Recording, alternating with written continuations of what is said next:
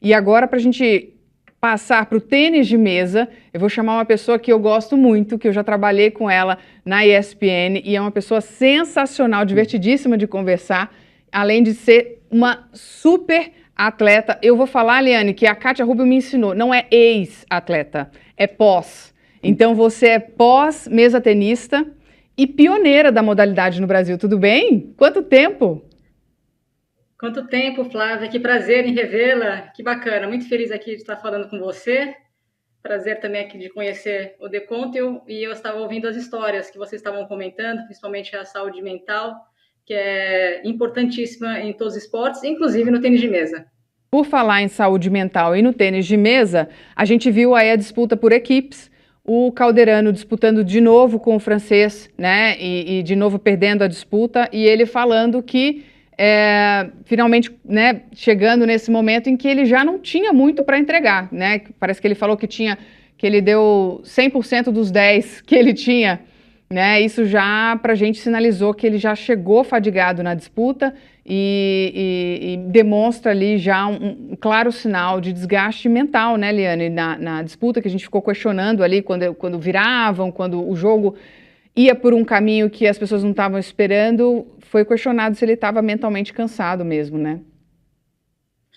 Exato. E o tênis de mesa é um esporte muito longo durante os Jogos Olímpicos, praticamente desde o primeiro dia dessas Olimpíadas, o tênis de mesa tem competição, tem jogo, e para o Hugo Calderano realmente é muito desgastante, já que ele se dedicou muito à disputa por equipes, tendo um resultado histórico para a modalidade, chegou até as semifinais, o melhor resultado de um não asiático, de um não europeu em Olimpíadas, um orgulho imenso para o tênis de mesa brasileiro, mas realmente faltou um pouco de gás, como ele mesmo falou, para disputar a Olimpíada, para disputar as quartas de final por equipes, já que a competição inteira é muito desgastante e numa pós-derrota é ainda mais duro para o atleta, porque o que a gente tem falado é um atleta que treina todos os dias, 7 dias por semana, 24 horas pensando no esporte, e são 4 anos da vida dedicado a esse momento. Inclusive Então, a gente realmente, tem não houve tempo É, a para gente tem a recuperar. frase dele, desculpa te interromper, tentei citar a frase, mas nós temos a frase para colocar aqui, exata, que ele chegou a falar. Vamos colocar aqui na tela. Ó. É muito difícil. O corpo e a mente caem bastante depois de um torneio como as Olimpíadas no individual para mim. Fiz tudo o possível, mas foi muito difícil. Acho que consegui tirar o meu 100% dos 10% que eu tinha.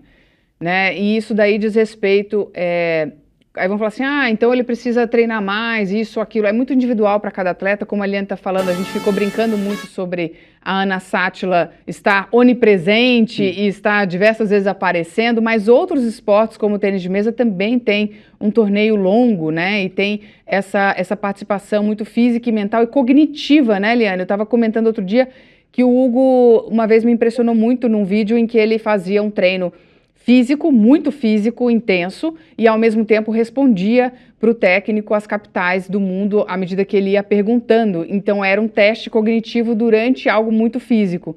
E aí quando você começa a ser puxado, né, por essa maré de cansaço, realmente é bem difícil conseguir evoluir num esporte como o tênis de mesa, né? Sim, um esporte que exige muita precisão e você tem que estar 100% alerta. É bem parecido a um jogo de xadrez, porque assim, você vai com um plano de jogo para a mesa, só que o adversário também tem o seu plano de jogo. Então, no momento que você enfrenta um adversário que tem muita variação, como foi o caso do Félix Lebrun, o francês que ficou com a medalha de bronze no individual, ganhando a disputa do bronze do Calderano, a gente vê que o menino ele tem um arsenal, ele tem um leque de ferramentas para utilizar naquele momento. Só que para você utilizar essas ferramentas, você tem que estar muito bem preparado, você tem que estar fresco mentalmente. E isso exigiu muito do Hugo, ele se preparou muito para essa disputa e acabou não tendo realmente tempo de recuperação para as equipes, o tempo de recuperação suficiente. Na verdade, isso não foi o caso exclusivo para o Hugo. A questão é que o Hugo é uma figura central para a equipe brasileira. Então, ele tinha que estar lá, se dispôs a estar lá, puxando a equipe, mas visivelmente já não era o mesmo Hugo que a gente viu na disputa individual. Realmente, quando você fala de se recuperar, todos os atletas passam por isso e dificilmente o atleta consegue processar tudo o que está acontecendo ali naquele momento. A gente estava falando do skate agora há pouco, com certeza os atletas não conseguiram, que o Thiago estava até comentando que ele ficava uau, uau, porque realmente não deu tempo de pensar em tudo, não deu tempo de processar tudo ainda. E mesmo quando tem 1, 2 dias de uma prova para outra, não é muito tempo. Muitos desses sentimentos e processamentos ficam para depois e a pessoa tenta seguir com o que tem, né? E quem consegue, né, seguir adiante da melhor forma possível em características diferentes de esporte, porque a gente vê a Rebeca, por exemplo, é um esporte ensaiado. É diferente de um esporte em que você está disputando por tempo, ou de um tênis de mesa em que você tem variações. Então, são características muito diferentes e que tem que ser levado em consideração quando avaliando, né, a característica do atleta, como ele usou de estratégia, porque muita gente questiona, né, Liane, até as estratégias usadas pelos atletas, mas não tem ideia do que é o processamento de cada esporte. Perfeito, Flávia. E no caso do tênis de mesa, além da questão física que tem dada a quantidade de dias que se disputa o torneio olímpico, há também a questão assim do tênis de mesa ser um esporte que você tem que tomar várias decisões. Então, a cada ponto, a cada jogada, na verdade, você toma uma decisão. Você toma uma decisão com que saque que você vai dar, qual serviço, qual bola que você vai dar, e isso vai depender o quê? Da posição do adversário, de como vem a bola. Então, na verdade, a cada lance é uma decisão. E a gente vê, assim, aquele que está mais fresco mentalmente consegue tomar essas decisões. E um tempo muito grande de competição que passou Hugo nessa Olimpíada, realmente, a gente vê que essa energia ela vai baixando. Mas, mesmo assim, ele fez questão de estar presente na disputa por equipes. O Brasil igualou o resultado que teve em Tóquio 2020, chegar às quartas de final. E é isso, a gente tem só motivo para ter orgulho dessa turma. Muito orgulho mesmo, muita admiração. Eu queria chamar agora a Bia Cesarini para contar para a gente. Ela esteve lá no tênis de mesa para contar um pouquinho sobre os bastidores, conversou com o Hugo, inclusive, né, Bia? É verdade, Flávia. Oi, boa tarde, né, para todo mundo que está aí no estúdio e acompanhando o Destino Paris. Hoje eu acompanhei, né, a seleção brasileira lá de equipes de tênis de mesa, e foi um jogo bem difícil mesmo para eles, né? Eles acabaram perdendo de 3-0 e é isso. A principal referência, né, o Hugo Calderano, ele não estava se sentindo bem. Ele falou que o corpo dele não estava respondendo, embora ele tenha dado o máximo que ele podia, né, para representar a equipe dele e tudo mais. Eles não conseguiram, né? Acabaram perdendo por 3-0, né, os 3 jogos. E a França, né, que estava um estádio, uma arena lotada de franceses, acabou, né, ganhando. Foi uma comemoração muito grande, né? E aí depois eu fui conversar com os atletas, né? Primeiro, o Vitor Ixi, ele estava assim, muito emocionado, gente, muito emocionado. E a gente perguntou, Vitor, a gente sabe, né, da derrota, mas o que está acontecendo, né? Qual que é essa emoção? E ele estava muito triste porque tudo tinha acabado. Ele estava feliz de estar nos Jogos Olímpicos e ele também estava lidando com essa questão de os Jogos terem acabado. Era um choro de emoção, um choro de felicidade por estar nos Jogos Olímpicos, misturado com a tristeza da derrota, né? E aí a gente também acabou falando com o Hugo, como é que foi, né, reencontrar, né, o francês, o Félix, né, que ele perdeu, né, na disputa da medalha de bronze. Ele falou que na verdade nem tomou como uma revanche, até porque a medalha do francês já estava no bolso dele. Mas ele tentou fazer um preparo mental ali, conversou com o técnico, conversou com a equipe, justamente porque ele sabia da responsabilidade, ele sabia que tinha que dar o melhor pela equipe. Mas ele falou que o corpo não respondia. Então, ele, como a gente mostrou, né, aí no programa, ele disse que entrou 100% nos 10% que tinha sobrado dele. Ou seja, ele falou, realmente eu ainda estou muito abalado, é muito difícil me levantar, né, depois de ter chegado tão perto da medalha. Que era o que aconteceu um pouco assim em Tóquio, né? Ele teve um resultado melhor, né, em Paris, um resultado inédito histórico. E em Tóquio ele também teve um resultado muito bom, inclusive quase, né, chegou perto da medalha. Esse ano avançou um pouco mais. Então são baques que o atleta sente, né? e que é isso, às vezes demora para recuperar, embora o Hugo seja essa pessoa que a gente conhece, muito inteligente, muito equilibrado mentalmente, até ele também sofre com isso, né? Ele colocou muita intensidade em tudo que ele fez. Eu fui atleta de velocidade, eu entendo de intensidade.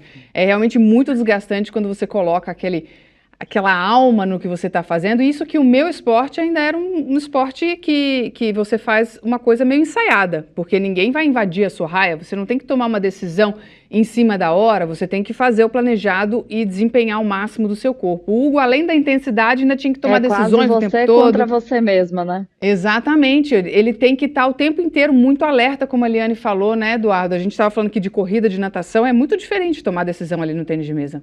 No tênis de mesa, às vezes, você é obrigado a reagir ao que o outro tomou de decisão antes de você mesmo tomar decisão, né? É diferente de ter uma linha de ginástica ensaiada, de ter uma prova mentalizada para correr. E aí são milhares de decisões que você tem que tomar num jogo, num espaço muito pequeno, uma intensidade imensa, né? E o que foi falado sobre o Hugo é que ele gosta de ditar o ritmo do jogo, né? E ele não estava conseguindo ditar esse ritmo, né, Liane? Isso. O Hugo é um atleta, assim, que num esporte que tem o domínio principalmente asiático, ele sabia que tinha que ter um diferencial. E ele investiu muito no físico, na preparação também do corpo dele. E realmente a gente vê o Hugo executando muitas jogadas que a gente chama de winner balls, jogadas vencedoras, que ele abre o braço e ataca tanto o que a gente chama de forehand, que é a batida com a palma da mão aberta, quanto de backhand.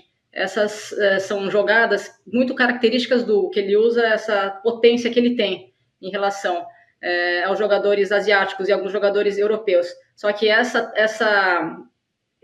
atuação, essa decisão de jogar nesse estilo também requer muito vigor físico e precisão. E aí entra em tudo que a gente tem falado, que é a decisão, como que você está concentrado, como que você se reage ao adversário, como o adversário reage ao plano de jogo que você propõe. Enfim, quando tudo isso não está alinhado, como é o caso dessa atuação na equipe do Hugo, depois dele ter chegado até as semifinais do individual, a gente viu que fica uma atuação aquém do que a gente conhece do Hugo Calderano.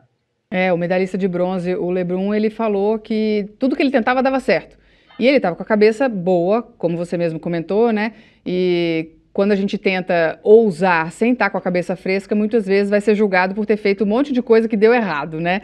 Então, na verdade, foi o dia do cara, estava tudo saindo e não foi o dia do Hugo e ele realmente não conseguiu avançar. E é legal ouvir você falar para as pessoas entenderem o quanto é difícil, como é o processo dos Jogos Olímpicos, como é longo, como isso cobra do atleta, né? Porque quando você liga a televisão para ver ali alguns momentos, é realmente passageiro e não dá toda essa noção do que tem por trás. Então, muito obrigada pela sua participação, por conversar aqui com a gente. E a gente precisa marcar de conversar, porque eu estou com saudade das nossas conversas, viu? Sim, eu também. Vamos marcar um café. E parabéns aí, Flávia, pela apresentação do programa. Muito bacana. Obrigada.